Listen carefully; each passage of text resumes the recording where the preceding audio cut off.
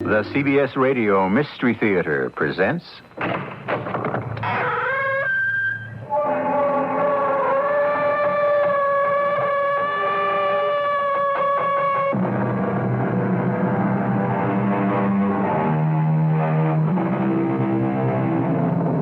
Come in. Welcome. I'm E.G. Marshall. In this tale, we're leaving the supernatural for the natural. Not that the mystery is less deep.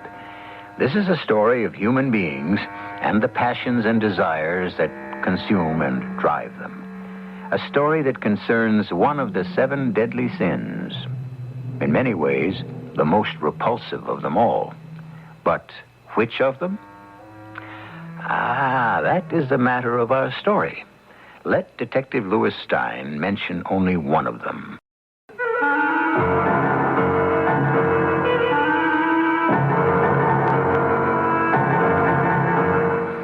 Our mystery drama, The Slick and the Dead, was written especially for the Mystery Theater by Ian Martin and stars Russell Horton. I'll be back shortly with Act 1.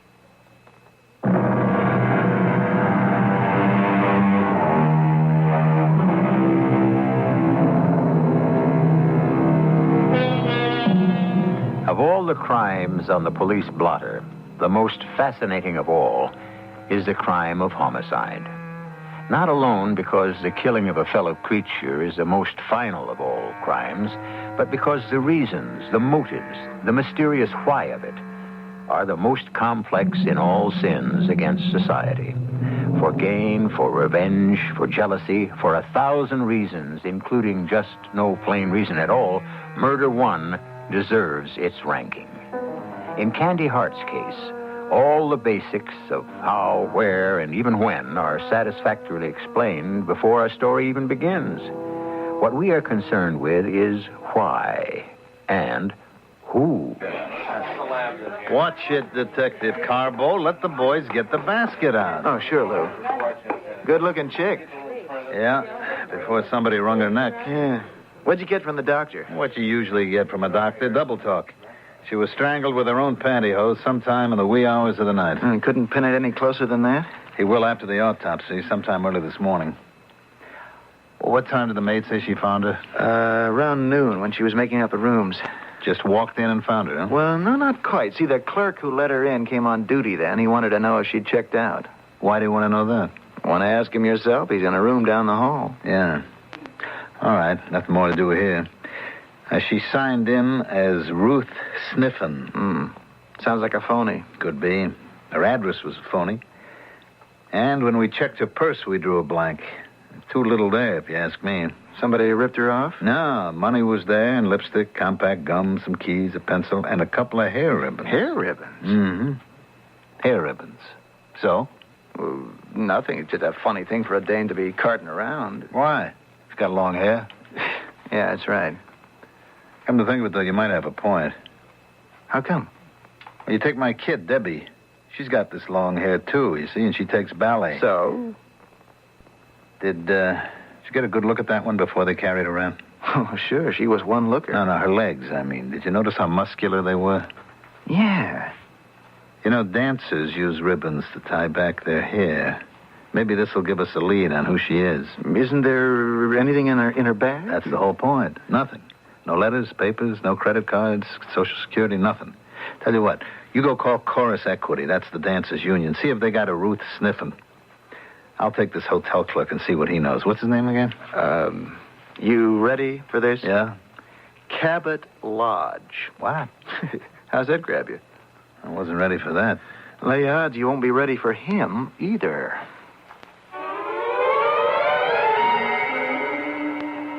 I just knew I should never have registered her. I told Mama that this morning, first thing at breakfast. Why, Mr. Lodge? And is Lodge your real name? Well, of course. Cabot Lodge? Well, not really Cabot. No, Albert, actually. But in my profession, names are so important. Hotel clerk? Now, in charge of the desk. I work the middle shift because Mama's more or less invalid and needs care. I see. Yeah, of course, I had it legally changed, years ago. Now, why was it you told Mama, your old lady, that you should never have registered her? The Admiral Hotel has a reputation second to none. And nothing like this, but nothing has ever happened here. All right, let's make this simple and quick.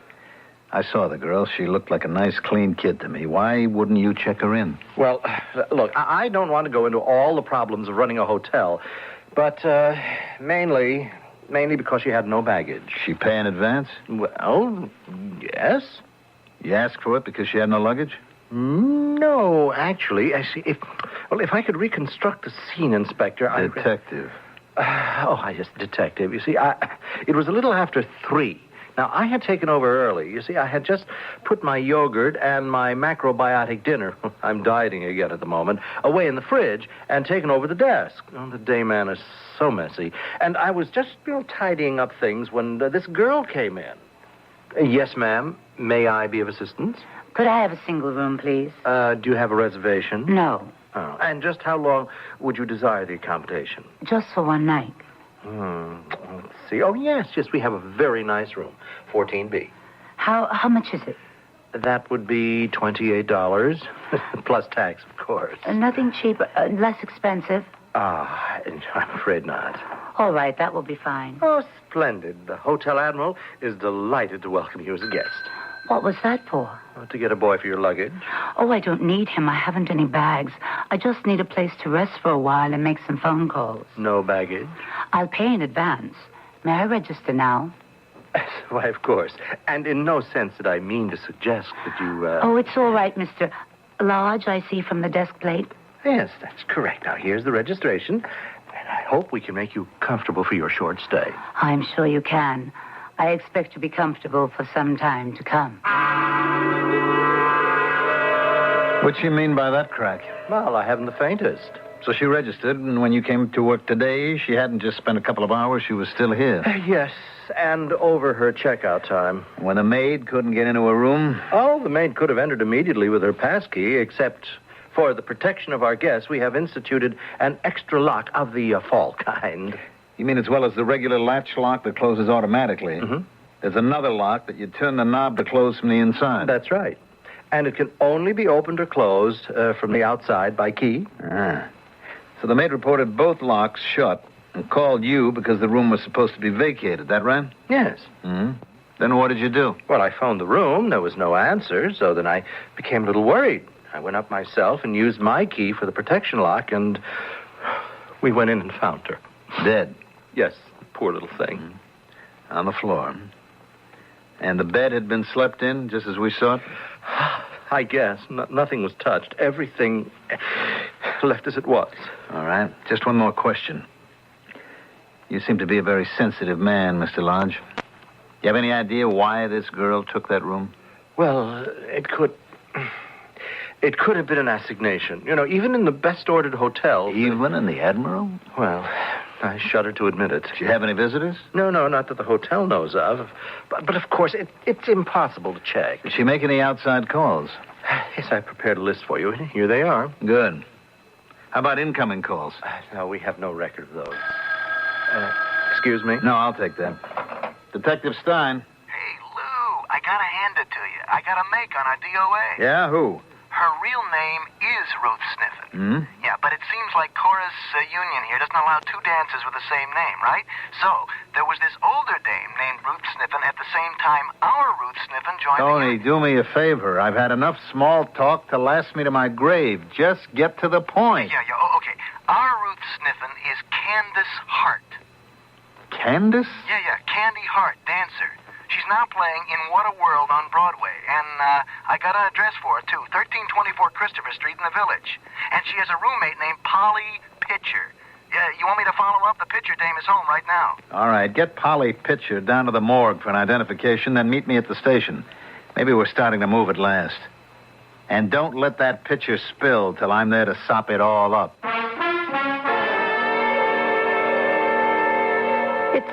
So far out, I don't dig it. I mean, Candy was making it all the way. All the way? Well, Nell Guinness just left the show to have her baby, and Candy got up to do her solo. She was sitting on top of the world. She have any boyfriends? Are you kidding? Oh, don't get me wrong. Candy was good, but she didn't get ahead strictly on her dancing. That's kind of a nasty crack. Oh, I was on my way out of the apartment. I just wish I'd left sooner. Your way out? Oh, that's right, Detective... Tony Carbo. Oh, Detective Carbo. What I meant to say is I was moving out because Candy and me didn't cut it. How come? I don't know how much you know about dancers, Detective... Stein. But to be one, you gotta be a little crazy, right? Right. Right? How could you know? I have a 17-year-old daughter who wants to be one. Is one. What's the difference? She's hooked. Oh, honest? Oh, I'd like to meet her sometime. I don't think you could talk her out of it. Who wants to? No, you said you're all nuts. Sure. But who wants to live any other way if dancing is what you really want? Go on, Miss Pitcher. About what? About why you were leaving, first of all. Oh, well, just Candy and I didn't sort of hit it off like. She was, like by me, she was kind of a hard case. Can you make that a little plainer? Well, you know we were in a show together. Yeah, what a world. Hey, I thought it was a knockout. And I remember you. Tony. I'm sorry. You remember me, honest? Tony, I'm talking to the witness, if she is one. Now, you said Candy Hart was a hard case. Why? Oh, it's difficult to put into words. When the solo spot fell open, nobody questioned I'd get it. I was chorus leader. I'd go right in. Only I didn't, because Candy shafted me. Oh. Well, I guess the producer had a kind of thing for her, you know. All I know is a special rehearsal was called Saturday night for today, Monday. And yesterday afternoon, Candy was planning a trip out of town. And there's a connection? The rehearsal was for Candy to go into the solo. Yeah. And the trip out of town? Make your own guess. The producer lives in Eastport, Connecticut, and that is where she was headed. Well, it looks like she never got there. I wonder why. Gee, I don't mean to knock her, and I'm really just totaled by what happened. Well, maybe I'm way out of line, but that's the way I had to figure it when she left here. All right, let's go over it piece by piece and try to figure again. Something went wrong somewhere with whatever plans Candy Hart had. What, where, why, when, a million questions. Let's just start here with the beginnings and see can we find not what's right or wrong, but what went wrong.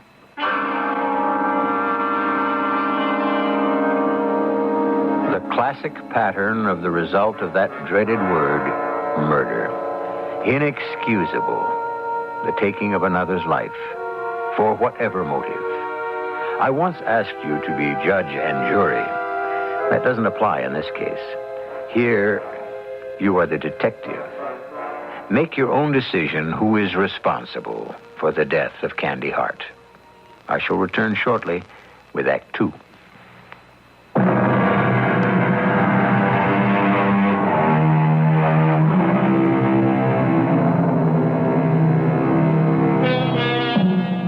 Now we continue with the mystery of the death of Candy Hart. Who caused her death and why? Remember that you are a detective along with detectives Lou Stein, first grade, and Tony Carbo, third grade. Shall we make you detective second grade, since these reports come to you secondhand? And see if you can point the finger to the murderer as the case unfolds while Candy's roommate, Polly, is being questioned. All right, Miss Pitcher. Incidentally, just for the record, is that an AKA? A what? AKA. That's also known as, an alias. He means, is it your real name? Oh, yeah, sure. I really am Polly Pitcher. Well, Pauline, to be exact. Mm-hmm. You said you figured your roommate Candy was off for a little weekend whirl with the producer of your show. Is that right? I don't know, son. Sometimes I'm kind of a big mouth. Maybe I should have clammed up. Not with us, baby. That doesn't pay. No, it's all right, Miss Pitcher. You just go right ahead and tell us again why you thought there was something going on there. Well, the way I told you. I'm chorus leader. I've done the solo a couple of times when Nell Guinness was out, so nobody thought much about it. She sprained her ankle, I'd go right in. Only this time, a rehearsal was called, and the word was that Candy would be the one. Not that she wasn't good, but... Oh, gee, I hate this. Miss Pitcher, let me say something. A girl is dead. This is a homicide. Somebody strangled Candy Hart deliberately, and she didn't die nice. So the nice things have to stop right here. We don't cut any corners anymore. Let's just get down to the nitty-gritty, which is not nice, but that's where we are. Now, I'll say some of it for you because it isn't fact, just like you say surmise. Okay? This producer and Candy Hart were making it together. That was the talk, right? That was the talk. All right, what's his name? Haywood Spence. He lives in Eastport, Connecticut. Right. And you figured she was going to spend Sunday night with him. Why? Well, Sunday morning when we got up, Candy asked me. Hey, Polly, you with it? Oh, I'm awake, yes. Oh, I have a mother of a headache. There's some aspirin in the medicine chest. That won't cure what ails me. We got any liquor? Oh, some cooking sherry's all I have. Oh, sure. The All-American Health Bug. What am I doing rooming with an AA? Oh, thanks for the boost, but since I never had the habit, I never had to kick it. When are you going to get with it, Polly? You're going to be an Elsie Dinsmore for the rest of your life? Oh, knock it off. The needle has lost its charm, and I could use some more sleep. Anything else I can do for you? Yeah. You got a bag I can pack some clothes and stuff in? What's this? I thought I was the one moving out. Oh, I'm not moving out. Just overnight. Nothing permanent like you. Oh, look, I'm not in all that rush. I won't duck out on you till you have someone to take over for me. Well, maybe it'd work better the other way, baby. Huh? How'd you like to take over the place and get yourself a roommate to share expenses? Well, it's your apartment. I didn't think that would... Everything's up for grabs at the moment, baby. I could be moving in with someone else. Can you spring me an overnight bag? Oh, I haven't anything until tomorrow night. I lent it to Jeannie Shepherd for her bus tour. She's due back tomorrow night. Oh, great. But you have an overnight bag. The zipper's stuck. Can't get it open. Boy, wouldn't you know? What's the heavy date? My future baby doll. You mean our big man? The reason for the rehearsal tomorrow, you going into the solo? No hard feelings, Polly. That's only for openers. Spence and me have something going beyond that. Oh, boy, you're playing with fire. You mean Isabel and her fangs? The guy is married. You're buying a lot of trouble. Don't you worry. Isabel's out of town, and what anybody doesn't know won't hurt him. We got any shopping bags kicking around? The best I can do is a plain old supermarket job. Solid. And after tonight, maybe you won't have to worry about making any moves. Look, I don't want to get out of line, Candy, but what do you mean? Lots of things are going to be settled by tomorrow morning. I got one thing going for me. And if Spence doesn't come through as advertised, he's in real trouble. You make it sound like blackmail. All in the point of view. The way I look at it, I'm just trying to make it easy all around. Guys do marry more than once. What about Bill Pastor? Bill? Oh, he never meant that much to me. Come on, let's dig up that shopping bag. I may be traveling third class this last time around, but you'd better believe it, baby. From then on, it's first class all the way. So as far as you know, when Miss Hart left here, she was headed for Eastport to meet Mr. Spence. That seemed the idea. And she took her whatever she wanted to take with her in a shopping bag? Yes, And that's the last you saw of her? of course. But you didn't know where exactly she was headed. I thought up to Eastport. I mean, she called Central Terminal about trains. But obviously she didn't catch one. She didn't mention anything at all about a rendezvous here in New York at the Admiral Hotel. Not to me. You quite sure? Sure. What do you mean? Look, it's maybe a little early in the game. But you do know your rights, don't you, Miss Pitcher? My rights? Yeah, you don't have to answer anything without legal counsel, if you don't want to. I don't understand. I have nothing to hide. Nobody said you did. What's got your back up, Tony? Nothing. I just wanted her to know where she stood. Yeah, that's right. It's up to you, miss. Your roommate, Candy Hart, left here with some overnight stuff in a shopping bag. Hey, Lou, she never said she knew what was in the bag. It's all right, Detective. I did. When I brought her the bag, she had the stuff all laid out to go into it. Night clothes, hair curlers, the works. May I complete my question now, Detective Carbo? Yeah, sure, Lou, sure. Miss Hart left here with clothes and effects for overnight in this shopping bag. Now, you thought she was headed for Eastport and a date with Mr. Spence? I did.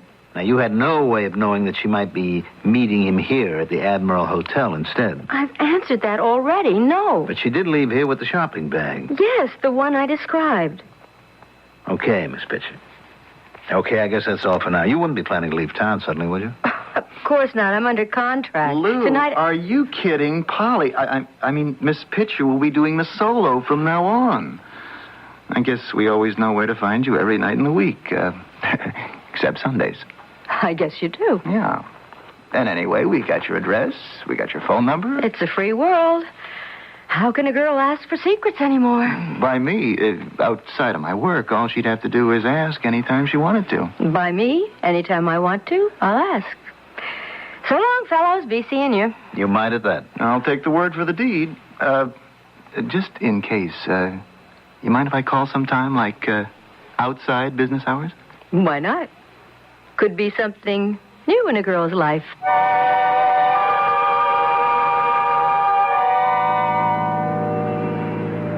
She kind of got to you, huh, Tony?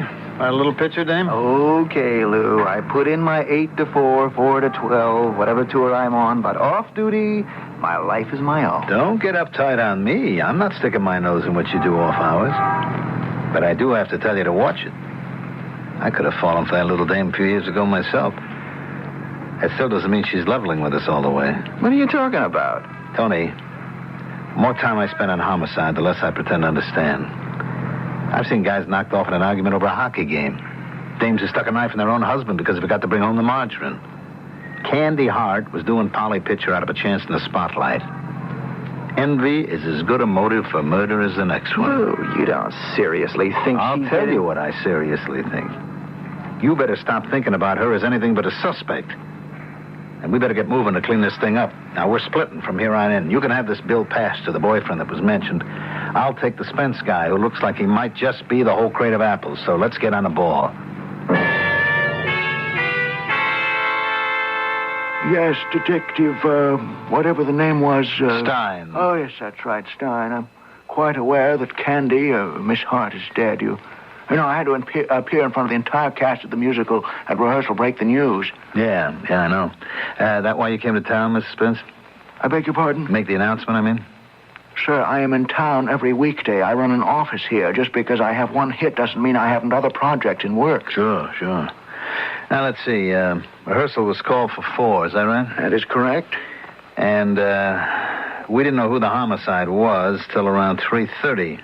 Well, I can check with my secretary, but it was shortly after that time that the appalling news was transmitted to my office. Mm-hmm. As a matter of fact, it wasn't until I got to the theater for rehearsal that I was told the news. Yeah. What time did you get in this morning, Mrs. Spence? I beg pardon? What train did you take in from Eastport this morning? I didn't. I drove. Oh. Put your car in a garage? Yes? Good. When a ticket will show what time you pulled in. That is correct. As a matter of fact, I came in yesterday from the country. Oh. That a fact. When was that? Well, sir, it so happens that my wife and children are visiting her parents this weekend. I found myself at loose ends, decided to come into the city. Uh-huh. And what time would that have been? In the middle evening, after dinner, say 8 or 9-ish. My garage will know what time I left the car. Yeah, they do. 8:47. Then where did you go? Not that it's any of your business, but to my apartment, where I worked until after midnight. Went to sleep, came down to my office at the usual time, around 10 a.m. Got a doorman at your apartment? No, actually, I own a brownstone. I have the bottom floors, rent out the top. And you say you were alone? I was. Did you make any phone calls? Did you see anybody during the evening? I made several phone calls, but got no answer. No, I didn't see anyone. So you were all alone from, say, 9 p.m. until at least somewhere after 8 the following morning? Unfortunately, yes. Sure. I mean, you're an intelligent man, Mr. Spence. I mean, you can see where all this is headed, right? Naturally. Now, Candy Hart. Why was she suddenly packing a bag to come and see you in Eastport while your wife and family were away? What? Was it because she was getting that solo spot instead of the regular girl who filled in? Has Polly been giving you some kind of a story about me and Miss Hart? I've done a little checking around. I had to warn you, there was a lot of talk about Doesn't you. mean a thing. A theater company was just gossips like a family. It was a small village, sir. Candace Hart was an employee, a talented one, but nothing more. That why you invited her up for the weekend or for Sunday night? Who said I did that? As a taxi service meets all the New York trains. They got an office that side of the track. My information is you drove in with your white caddy, license number, UV557, in time to meet the 12:05 from New York. Now, you seemed annoyed there was no one on it. You went over to Mario's place for a couple of snorts till the next train. When no one was on that for you, you drove off and went, where? You seem to be doing all the telling. Why don't you finish? That's all I got. The rest you told me. You came to New York. I'll give you a bracket, 12 to 4 a.m. Were you at the Admiral Hotel during those hours? I was not, sir, nor to the best of my belief, except to have a drink in the bar waiting for a train, have I ever been anywhere in the Admiral Hotel. All right, so much for who at the moment. It wasn't you. Now, another big question you might be able to answer. Yes. Why? Why would anyone want to murder her, and why did she take a room in the hotel? Think it over, Mr. Spence. And remember, like I said in the beginning, you don't have to answer anything without a lawyer's advice.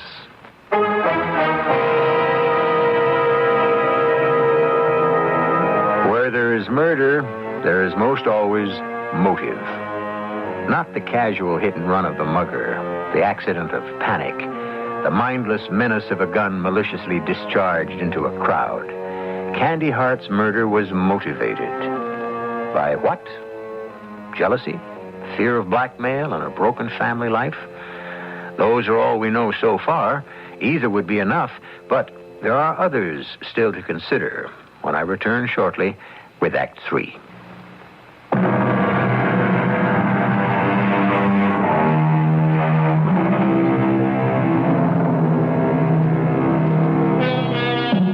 While Detective Louis Stein was questioning Haywood Spence, Detective Tony Carbo was questioning a man whose name had arisen only obliquely so far in the investigation, but a man whose testimony would prove to be surprisingly illuminating, since it introduced a whole new element into the case.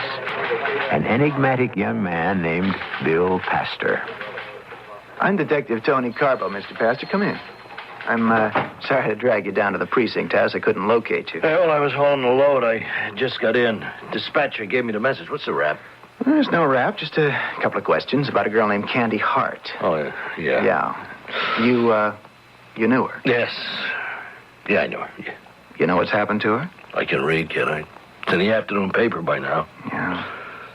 Sorry you had to hear about it that way. I gathered from Miss Pitcher you had a sort of thing for Candy Hart. Oh, well, let's get that straight. I wanted to marry her. Don't try to dirty it up. Now, ease off, man. Nobody's trying to dirty it up. I'm only doing a job. Yeah. You want it the hard way? Okay.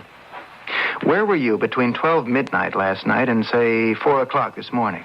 Zonked out.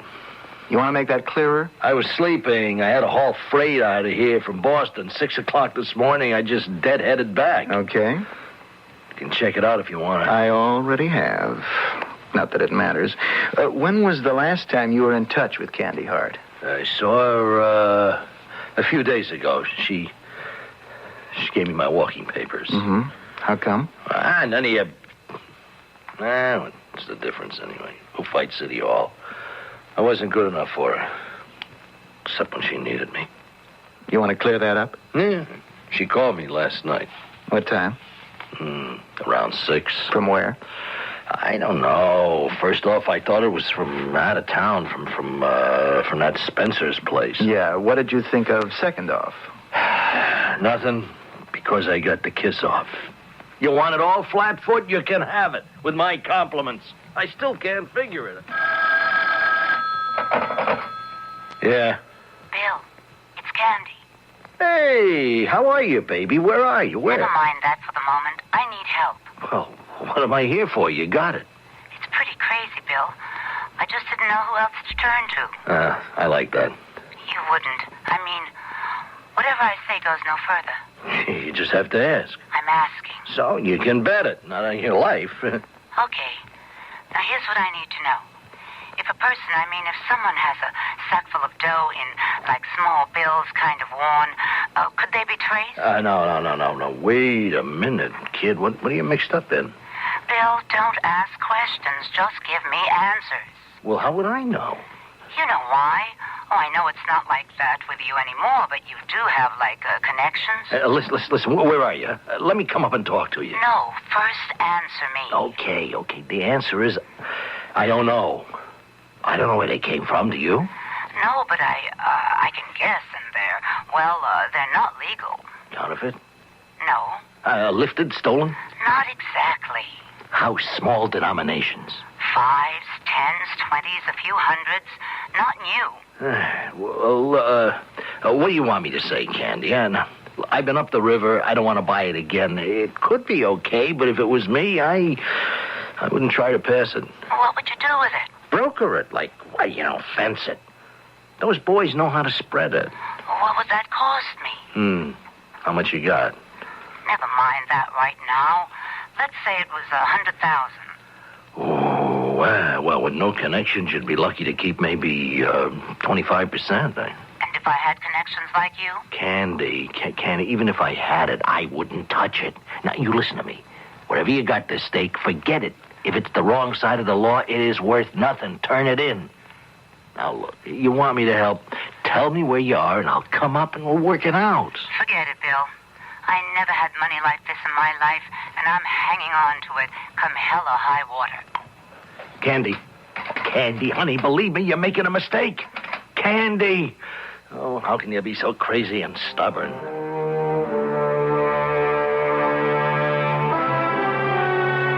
And that's all? She hung up on me. And you've got no idea where she was calling from? No, I tried to trace her through that roommate of hers, but she never gave me the time of day anyways, I wouldn't press your luck, loser. You keep your mouth off Miss Pitcher. Like that, huh? You better make that clear. Nah, what's the use? You name me loser, it's my middle initial. I wish you better luck. Polly's a nice kid. She's just out of my class. Mm-hmm. But Candy wasn't. She let me know it often enough. We might have made it if I could have got it down to earth. Sometimes I wanted to drag her there with my bare hands and knock some sense into her. Tony, I've been looking for you. What are you doing in here? I'm looking through this morning's printouts from the teletype. Lou, read this.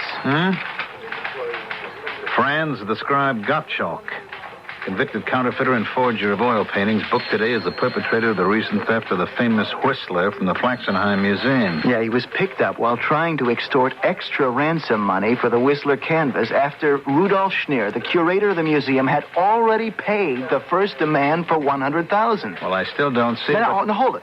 Listen. Gottschalk claims he never received the first $100,000.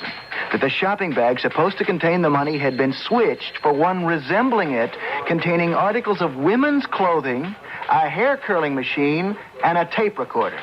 That's where Candy got the dough she was talking about to her boyfriend. And why she ducked her appointment with Spence and holed up in the hotel. But how? Well, she can't tell it. All right, that leaves Gottschalk. Where they got him? We're going to have a few words with that shakedown artist.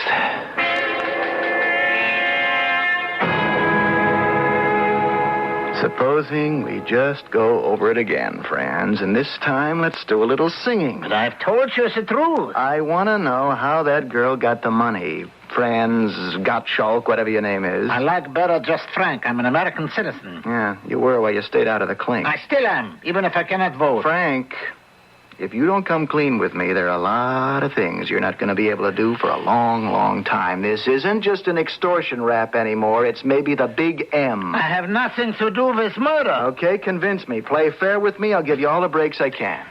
All right. I stole the Whistler. I cut it out of the frame. It was such a pity to deface a masterpiece, but it was only a little. So I arranged my ransom terms. It's simple to get the picture back. On a word from me, the curator is to take $100,000 in small bills contained in an ordinary shopping bag to Central Terminal. He is to go to the waiting room, locker 463, which he will find open and put inside the bag. Then I know he does not spy on me. He must sit with his back to the lockers for 2 hours, not to move, not to speak to anyone, not even to look around. Because he is warned he will be watched every moment. Mm-hmm. You had accomplices? No, I work alone. But how is he to know that?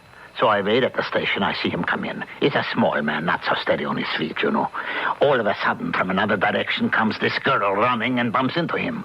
Well, my heart is in my mouth. Both of them stumble and fall the shopping bag with them. Ooh, wow. Now, the money fell out. No, Gott sei Dank.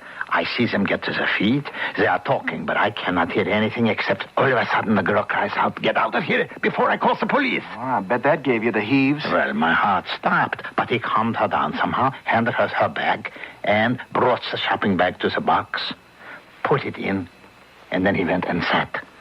I moved to get the bag, made one look to check the contents. Now, wait a minute. I'm ahead of you. She had a bag, you said. She had a bag. You mean a shopping bag? That is right. And when they knocked each other over, somehow the bags got switched, right? Right. The bag in the box had only some ladies' undergarments in it. That must have given you a real jolt. Believe me. But I was not letting her get away with the money so easy. I locked the box. I turned to look for her.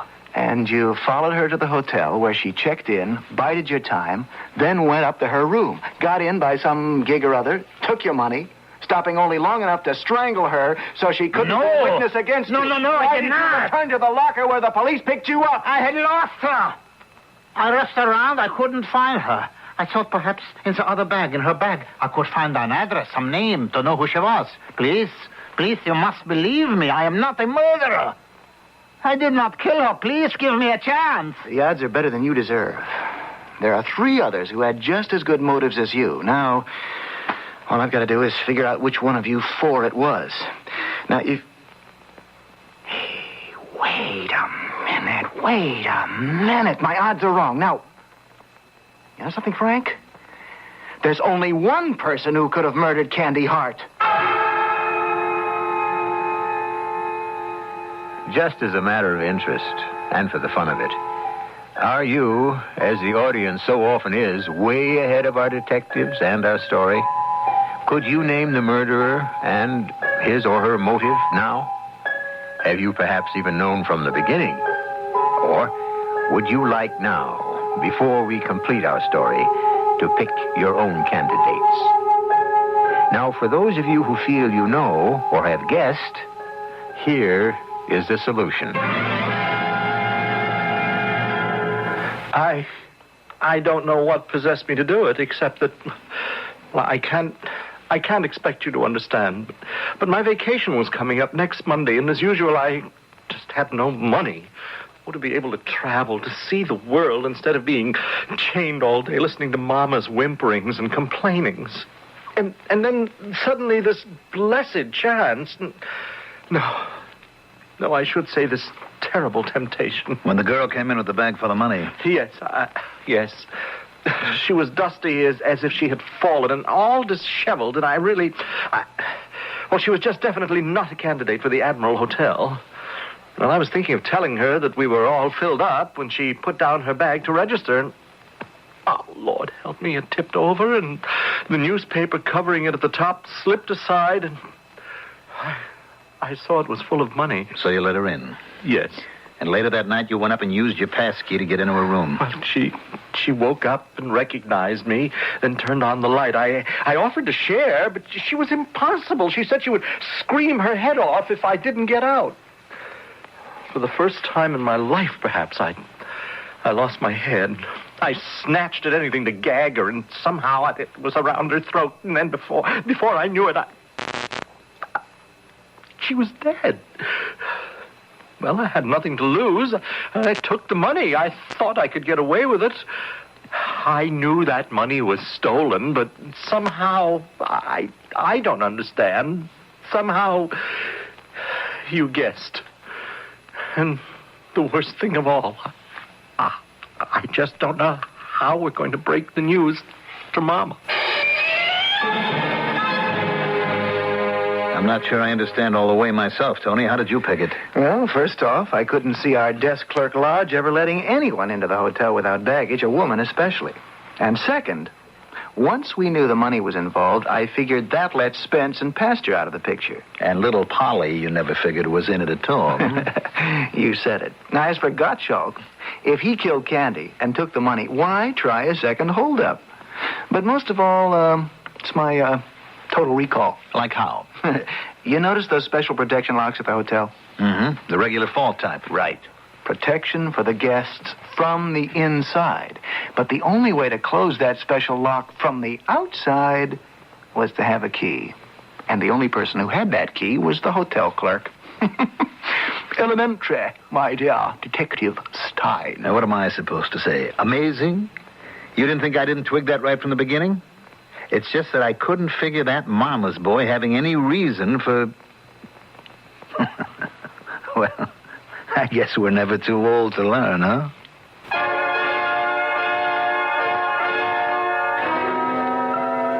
So there it is, all wrapped up, finished, ended. As you guessed it? If you did, well and good. And if you didn't, there's always the enjoyment of a puzzle slowly unraveling, a mystery becoming clear. I hope you enjoyed it as a change of pace and as a reminder that the order of natural events is frequently just as chilling as the supernatural. I'll be back shortly.